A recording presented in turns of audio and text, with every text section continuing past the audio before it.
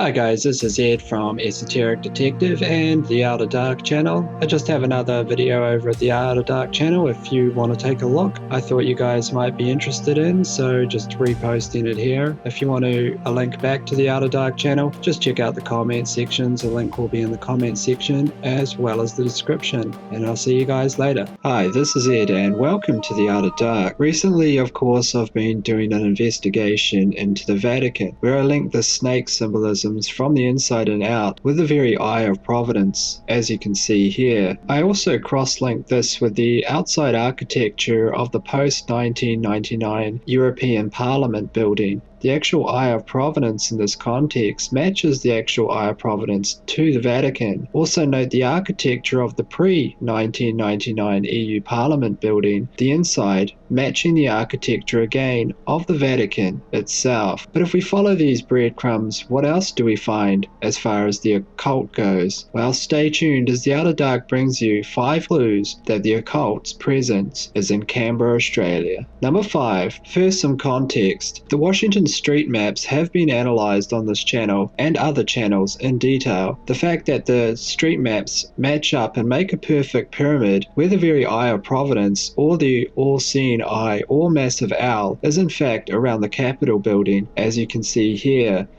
The owl being, in fact, the very symbolic relationship between the occult's philosophy of being a predator class that preys on the actual public through the dark occult itself. That is, an owl can see in the darkness, so can the actual occult masters can see in the darkness as well. So in essence, I do not need to go on about this at length. I just want to point out the actual symbolism here in regards to the street map, so you can remember this architecture, because we're going to go into that in a little bit more detail. But this next thing shocked me because it showed me how massive this conspiracy is and how wide in scope. So what shocked me? Well, number 4, if we go to the other side of the world, literally to Canberra, Australia, we see the same inlay in the actual street design. This in fact is the street design that surrounds the actual Australian Parliament. Same inlay as we've seen in Washington, thereby giving us a cross-reference between the occult symbolism of Washington DC with that of Canberra, Australia. This is a view from Google Earth. You can see the pyramid here. Now you might say, this is a mistake. This is just a high anomaly. Because if this was really Masonic symbolism or likewise mystic school symbolism, then you would need another form of symbolism to cross-reference. Well, number 3, if we do go in close, we see at the very capstone or the top of the pyramid that surrounds the actual Parliament itself, we can actually see at the very top an actual true pyramid. An actual literal pyramid made of glass. As you can see here, it's indeed the exact capstone. So again, this matches the actual architecture as we see within Masonic mystic school philosophy. That is a capstone at the top of the pyramid. But you might ask, what else do I have? Well, there is another thing, and that brings us to number 2. Have a look at the back of the dollar bill. If you don't have one, then do a quick Google and take a look at the steps on the Masonic pyramid to the Eye of Providence. In fact, there are 12 steps on that actual pyramid, the 13th step being, in fact, the eye itself. Just remember the number 12. Now have a look at the symbolism at the Australian Parliament, indeed the landscape architecture. If you don't want to count them, then you don't have to. Basically, you can see here the symbolic relationships of steps towards the actual capstone. How many are there? Well, there are actually 12 steps, the exact same number of steps which were on the Masonic pyramid. These, of course, I tracked back to an obscure text, an apocalyptic text in fact, that was an occult text on Jacob's ladder, which of course is different from Jacob's ladder in the Bible, where Jacob walked up the ladder of 12 steps, where at the top he was filled with fear from the fiery recreation of some kind of god in fire form. But it is the steps and the architecture which we're concentrating on now. The fact that that matches up with the exact mathematical number that's on the back of the dollar bill. So if we look at all of this, the capstone matches up,